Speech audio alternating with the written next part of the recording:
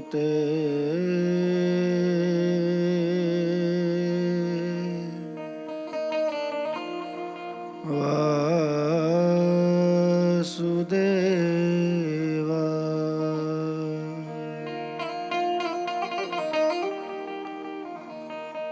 મૂર્ખં કરોતિ વિદ્વાંસં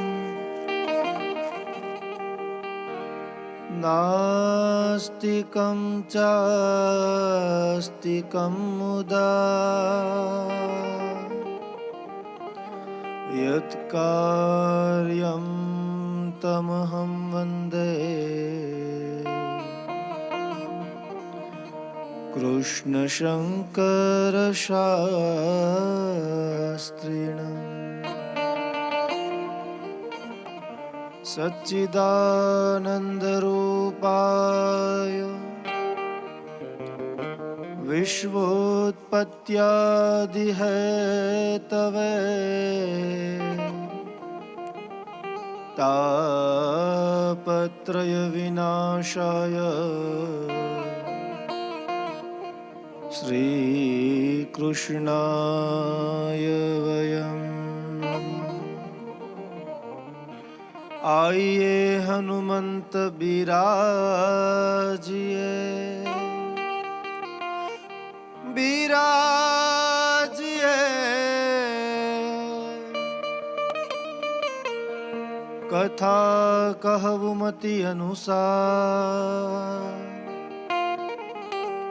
હૃદય સહિત ગાદી ધરું પધારો પવન કુમાર હૃદય સહિત ગાદી ધરું પધારો પવન કુમાર.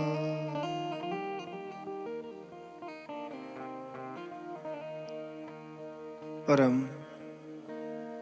પવિત્ર આજના દિવસે ગુરુ પૂર્ણિમા મહોત્સવ નિમિત્તે જીટીપીએલના તમામ શ્રોતાજનને મારા જય શ્રી કૃષ્ણ. આજ આવો પાવન અવસર અને આજ જે દિવસ છે એને આપણે દિવાળીની જેમ ઉજવીએ છીએ. બહુ સરસ વાત કરી છે કે જ્યારે જીવનમાં કોઈ વ્યક્તિ જ્યારે એકલો પડે છે, મનથી થાકે છે, ત્યારે સૌ પ્રથમ જેને કોઈને જરૂર પડતી હોય તો એ ગુરુની પડે છે. કદાચ દુનિયાના બધા જ રસ્તાઓ બંધ થઈ ગયા હોય, માની લો કે તમારા ઘરના દરવાજા પણ બંધ થઈ ગયા હોય, અને જો તમે કદાચ ગમે એવા હોવ પણ જો એકવાર ગુરુના ચરણે વયા જાઓ, ગુરુના સાનિધ્યમાં વયા જાઓ, તો એના માટે તો હંમેશા તમારા માટે બે હાથ ઊંચા કરીને તમારો આવકારો જ હોય કે વયા વયા વયા. એનું નામ ગુરુ છે. કે ગુ કહેતા અંધકાર અને રૂ કહેતા અંજવાળું, અંધકારમાંથી અંજવાળા તરફ લઈ જાય એનું નામ ગુરુ છે. ભાગવતજીની અંદર જ્યારે ભગવાન શ્રી કૃષ્ણને નમસ્કાર કર્યા છે, શ્રી કૃષ્ણ વયમ નુમઃ હે સચ્ચિદાનંદ રૂપાય વિશ્વોત્પત્યાદિ હેતવે તાપત્રય વિનાશાય શ્રી કૃષ્ણાય વયમ નુમઃ. ભગવાનને નમસ્કાર કર્યા પછી અહીંયા ગુરુનો મહિમા બતાવ્યો છે. આ ગુરુ પૂર્ણિમા, તમે જો પાછળ પૂર્ણિમા, આ પૂર્ણિમા આપણે જુઓ તો પરિપૂર્ણ છે. જે ચાંદો ઉગે છે આકાશની અંદર એ પરિપૂર્ણ હોય, એમાં કોઈ અડધો નથી રહેતો. એટલા માટે ગુરુ આગળ લાગે કે ગુરુ હંમેશા પરિપૂર્ણ જ હોય, ગુરુ કોઈ દિવસ અધૂરો હોતો નથી. એટલા માટે ગુરુ પૂર્ણિમા કીધી છે. ગુરુ પૂરો હોય અને ત્યારે જ એની અંદર એક તાકાત હોય, એક શક્તિ હોય કે શિષ્યને બનાવી શકે છે.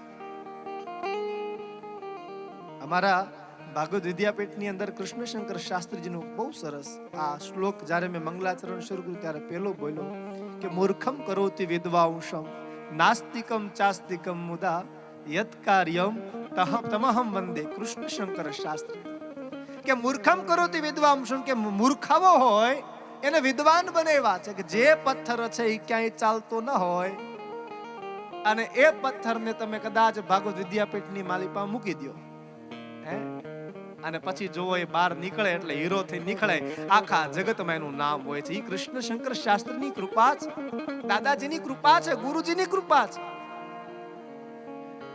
ભાગવતજીની અંદર શ્લોકમાં કીધું છે, ચિંતામણિર્લોક સુખમ સ્વરદ્રુ સ્વર્ગ સંપ્રદમ પ્રયચ્છતિ ગુરો પ્રીતો વૈકુંઠમ યોગી દુર્લભમ. બહુ સરસ. ચિંતામણિર લોક સુખમ સ્વરદ્રુ સ્વર્ગ સંપ્રદમ પ્રયચ્છતિ ગુરો પ્રીતો વૈકુંઠમ યોગી દુર્લભમ. બહુ સરસ વાત કરી. ચિંતામણી નામનું રત્ન છે એ આપણને ભૌતિક સુખ આપી શકે. ચિંતામણી એક રત્ન આવે એ ભૌતિક સુખ આપે. કલ્પતરુ વૃક્ષ છે એ આપણને એ તમારા મારા મનના જે ઈચ્છા હોય, શોખ હોય પૂરા કરે. પણ એક ગુરુની કૃપા એવી છે, એક ગુરુનો મહિમા એવો છે કે યોગીઓને પણ દુર્લભ એવું વૈકુંઠ ધામ આપણને અપાવી દે છે. એટલા માટે ગુરુનો મહિમા છે. એથી વિશેષ જોવા જઈએ તો તુલસીદાસ મહારાજે ચોપાઈમાં કીધું છે, સઠ સુધરહી સત સંગતિ પાઈ,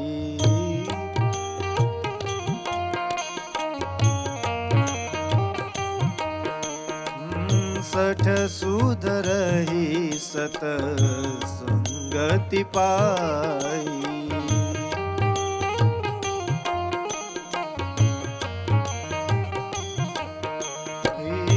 પારસ પરસ કુ દાતુ સુહાઈ,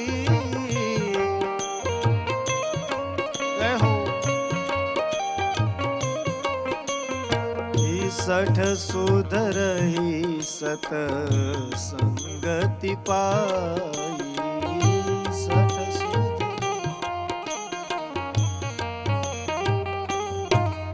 કે સઠ સુધરહી સતસંગતિ પાઈ, પારસ પરસ કુધાત સુહાઈ.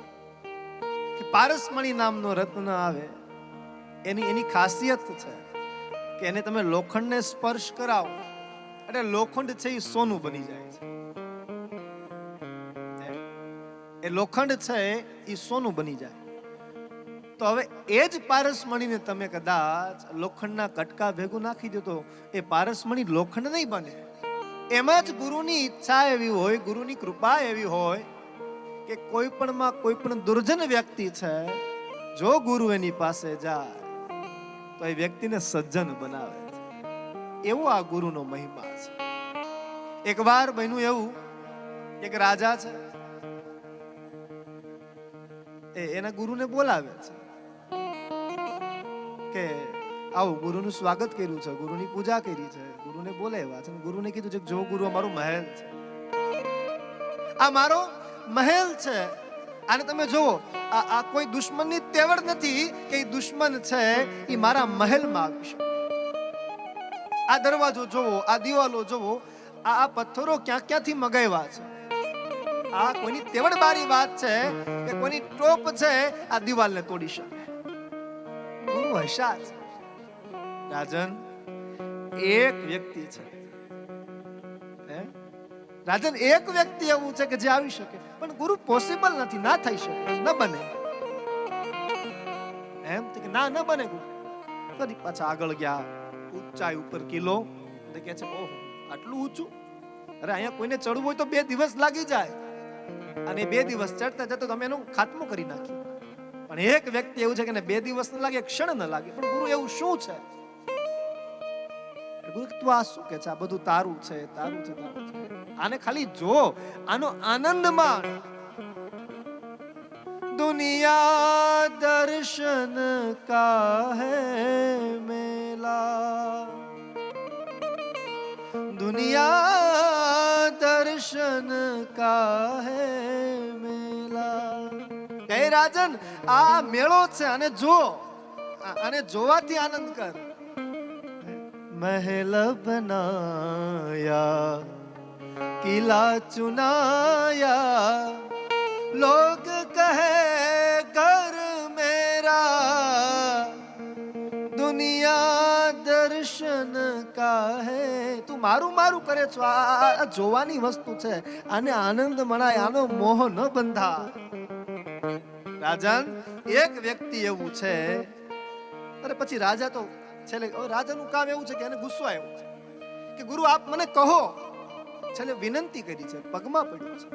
ત્યારે કહે છે કે હે રાજન, એક વ્યક્તિ એનું નામ છે મૃત્યુ, કે જો તારા જીવનમાં કઈ કિલા કામ નહીં આવે, જ્યારે એ આવશે ને ત્યારે તને ખબર પણ નહીં પડે કે આવીને દ્વારે ઊભું રહેશે. માટે તારું જીવન છે આ બધાયથી જોવાથી કે આ બધાયથી બચવા માટે નહીં, પણ તારું જીવન સુધારવું હોય તો મૃત્યુથી સુધાર. આ તારા મૃત્યુને સુધાર. આ ગુરુના શબ્દ કાનમાં પડી ગયા અને રાજાને વૈરાગ્ય લાગી ગયું છે. રાજાએ રાજપાટ મૂકી અને ગુરુ મહિમા, ગુરુ ભક્તિમાં લાગી ગયો છે અને એ ગુરુની કૃપાથી એ રાજનનું મૃત્યુ સુધર્યું છે.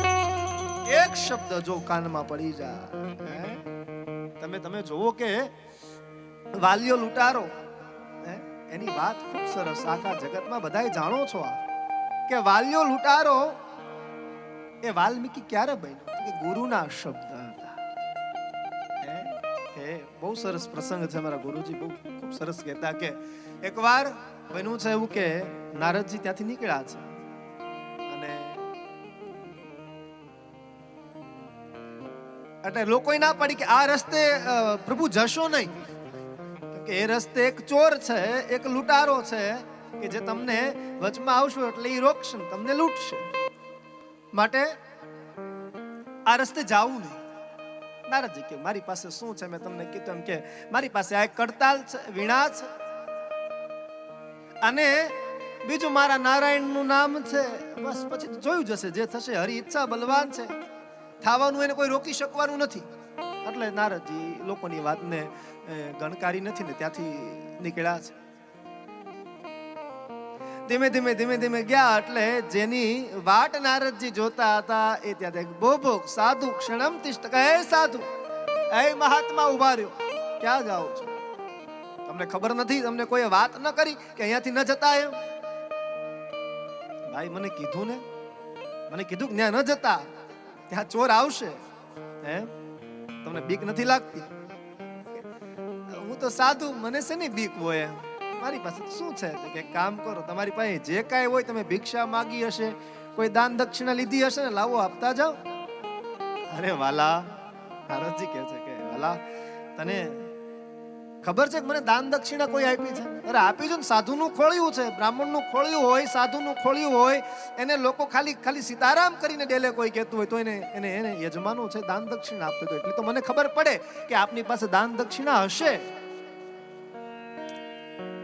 પણ એક શરતે હું આપું, પણ તું મને જવાબ આપ કે તું કેટલા વર્ષથી ચોરી કરે છે? તે લૂંટફાટ કરી હશે, તે ચોરીઓ કરી હશે, લોકોને માર્યા હશે, ધન માટે તે લોકોના ઘર ઉજાડી દીધા હશે. આટલું તે પાપ કર્યું કોના માટે? આટલું પાપ કર્યું તે કોના માટે? મારા પરિવાર માટે, મારા પરિવારનું ગુજરાન ચાલે એટલા માટે હું આ ચોરી કરું છું. હા, તો એક કામ કર, તું ઘરે જા અને તારા પરિવારને પૂછ કે તું જે કાંઈ પાપ કર્મ કરે છો એ પાપના ભાગીદાર છે.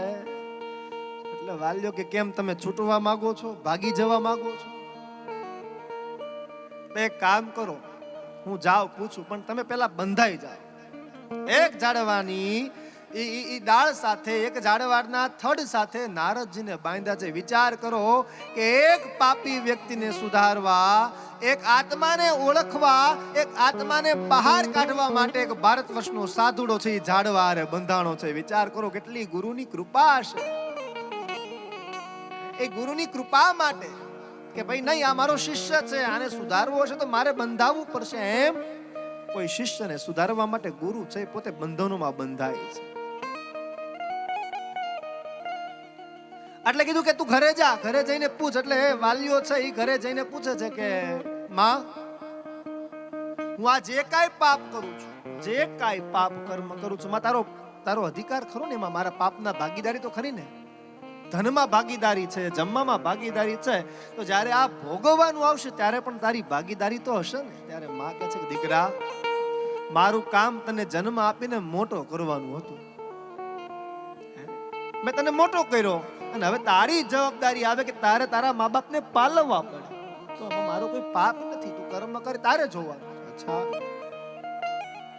ખબર પડી છે કે મારી માં મારા પાપની ભાગીદારીની, આટલા વર્ષોથી હું ખવડાવું છું, આટલી લૂંટફાટ કરું છું, આટલા પાપ કર્યા કોની હાટું. થોડી વાર થઈ એટલે એની પત્નીને બોલાવી છે કે એ પ્રિય અહીંયા આવ, સાંભળે છો? તો કે આ હું કઈ પાપ કરું છું? તો તું મારી અર્ધાંગીની છો, હે? તે સાત જન્મ સુધી સાથે રહેવાની કસમો ખાધી છે. મારું સુખે તારું સુખ, મારું દુખે તારું દુઃખ, આ વાતો આપણે કરીએ છીએ. પણ આ જે કાંઈ પાપ કરું છું, જે કાંઈ કર્મ કરું છું, આ ચોરીઓ કરું છું, લૂંટપાટ કરું છું, લોકોને મારી નાખું છું, એનું જે કાંઈ મને પાપ લાગે એમાં તારો ભાગ તો ખરો ને સરખો. ત્યારે એની પત્નીએ જવાબ આપ્યો છે કે તમે મને પરણીને લાવ્યા કે હું તમને પરણીને લાવી? તમે મને પરણીને લાવ્યા હોય તો જવાબદારી તમારી જ આવે, આમાં કોઈ મારા હકનો કોઈ પાપ નથી. મારું ભરણ પોષણ કરવું એ પતિની ફરજ છે. માટે તમારે જે કાંઈ પાપ કરો તમે જાણો, તમારા પાપ જાણો. મને તો ટાઈમે રોટલો મળે બહુ થઈ ગયું. અને પછી અંતે એનો છોકરો છે ને બોલાવે છે, દીકરા તું અહીંયા આવ, તને જન્મ આપ્યો ને હું આ કાંઈ પાપ કરું છું એમાં તારો ભાગ તો કોઈ. પિતાશ્રી હજી તું નાનો છું, મને પાપમાં અને પુણ્યમાં ખબર ન પડે, તમે જે ખવડાવો એ મારે ખાવાનું. ત્યાં એને જ્ઞાની થઈ ગઈ છે. આ તો મેં અત્યાર સુધી જે કર્યું એ મારા અને મારા ખાડા ખોદ્યા છે, હવે આ કયા ભાવે હું પૂરું કરીશ? ત્યારે કીધું કે ઓલો જે સંત મહાત્મા આવ્યો એને મને આ પ્રશ્ન કર્યો, એની પાસે મને જવા દે. દોડતો એ નારદજી પાસે જાય છે. નારદજીના ચરણમાં પડી જાય છે કે હે ગુરુદેવ, મને આમાંથી ઉગારો, મને આમાંથી બચાવો. કેમ, શું થયું ભાઈ? અરે આ બધા સ્વાર્થી છે. મારો દીકરો, મારી માં, મારી પત્ની બધું સ્વાર્થી છે. ભાઈ કે બધું તારે કરવાનું, પાપના ભાગીદાર કોઈ નહીં. હું હારું કપડા લઈ જાવ, હારા ઘણે બધાય પહેરશે, પણ પાપનું કીધું તો તારે ભોગવવાનું. મને આમાંથી બચાવ. મેં તો બહુ પાપ કર્યા છે, ગરીબોને માર્યા, લૂંટ્યા, ચોરીઓ કરી, લૂંટફાટ કરી. આમાંથી મને બચાવો, આમાંથી મને ઉગારો. ત્યારે કે છે બોલ રામ. શું કહે છે? ચલ તને એક મંત્ર આપું છું, એ મંત્ર બોલ રામ. રામ બોલતા ન આવડે, અભણ માણસ. મરા. નારદજી વિચાર કર્યો છે કે આ રામ બોલી, એક કામ કર, તું ઊંધું બોલવાનું શરૂ કર અને કન્ટિન્યુ બોલ, એક સાથે એક શ્વાસે બોલ. મરા.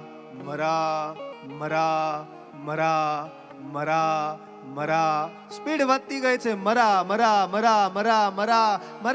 માંથી ક્યારે રામ થઈ ગયું અને એ વાલ્યા લૂંટારામાંથી વાલ્મીકી ઋષિ ક્યારે બની ગયો ને એને ખબર નથી રહી. આ ગુરુ મહિમા છે. એક મંત્ર જો ગુરુ મહિમાનો હોય, એક તાકાત છે, શબ્દની તાકાત છે. ઉલટા નામ જપતિ જગ જહાના, વાલ્મીકી ભય બ્રહ્મ સમાના. આ ભારત વર્ષની કોઈ રામાયણ હોય, ત્યારે રામનો જન્મ નથી થયો, દશરથનો જન્મ નથી થયો, ઈ પહેલા રામાયણ લખાઈ ગયેલી. ઈ આ વાલ્યા લૂંટારા એટલે કે વાલ્મીકી ઋષિએ લખી હતી. આ ગુરુ મહિમા છે, ગુરુ મહિમાની કૃપા છે.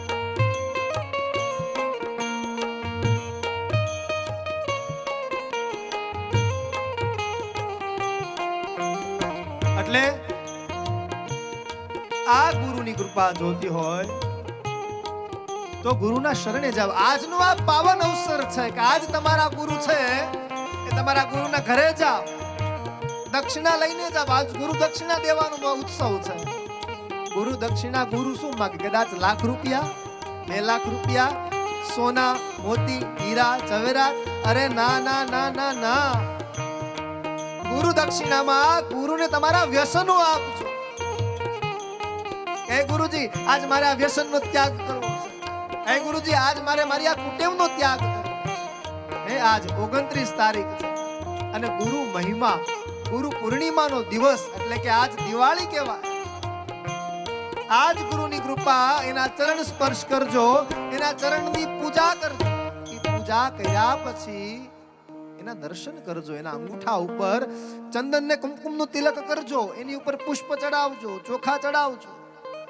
અક્ષત જેને કહેવાય, સંસ્કૃતમાં જેને અક્ષત કહીએ, કારણ કે ચોખા જ કેમ ભગવાનને ચડાવવામાં આવે છે. મારા ગુરુ મહારાજ કહેતા કે ગુરુદેવ ભગવાન એવું કહેતા કે અક્ષતનો અર્થ થાય કે નક્ષતિ વર્તતે ઇતિ અક્ષતઃ, કે જેમાં કોઈ ખોડ ખાપણ નથી, એટલા માટે અક્ષત કીધું છે કે આ ગુરુને પરિપૂર્ણ વસ્તુ ચડાવાય. એટલે ગુરુના અંગૂઠા ઉપર એની પંચામૃતથી સ્નાન કરાવજો, એની ઉપર અબીલ ગુલાલ કંકુ ચડાવજો, એની ઉપર કુમકુમ ચડાવજો, સિંદૂર ચડાવજો, એની ઉપર અક્ષત અને પુષ્પ ચડાવી અને 3 વખત દંડવત કરજો. ચોથી વખત દંડવત કરીને કહેજો કે ધર્મ અર્થ કામ મોક્ષ મારા બધાય ફેરા છે, સત્ય અને સારા કરજો. જો તમારા જીવનમાં કેટલો બદલાવ આવે. આ ગુરુ પૂર્ણિમાનો મહત્વ છે, એનો મહિમા છે.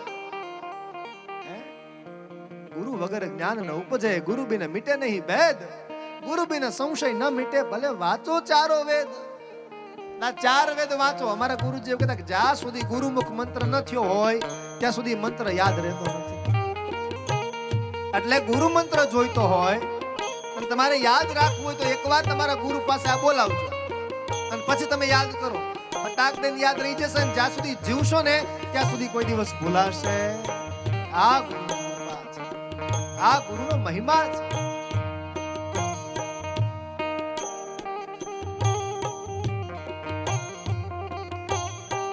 એટલે આજ આ ગુરુ પૂર્ણિમા જેને બહુ બહુ બહુ મહત્વ બતાવવામાં આવ્યું છે, બહુ તપનિષ્ઠ બતાવવામાં આવ્યું છે કે આજ તમે જે કાંઈ પૂજા કરશો એનું તમને 4 ગણું ફળ મળશે. કદાચ તમારા ગુરુજી હયાત ન હોય અને એના મૂર્તિની સામે બેઠજો, એના ફોટાની સામે બેઠજો, એના સમાધિએ જઈને બેઠજો અને ત્યાં જઈ ધ્યાન મુદ્રા કરજો. ધ્યાન કરી અને તમારા અંતરના આશીર્વાદ ગુરુજી પાસેથી લેજો કે હે ગુરુજી, આજના દિવસે આટલા વર્ષે એકવાર આ દિવસ આવે છે અને આ વર્ષની અંદર મારાથી જે કાંઈ કર્મ થયા હોય, સારા નરહા ખરાબ, પણ ગુરુજી આમાંથી ઉગારવાનો રસ્તો તમે મને આપજો. અને જો ઈ ધ્યાન લાગી ગયું, જો ઈ કૃપા થઈ ગઈ ગુરુદેવની, તો તમને રસ્તા મળશે. એ રસ્તામાંથી તમારું કલ્યાણ થશે, તમારો ઉદ્ધાર થશે.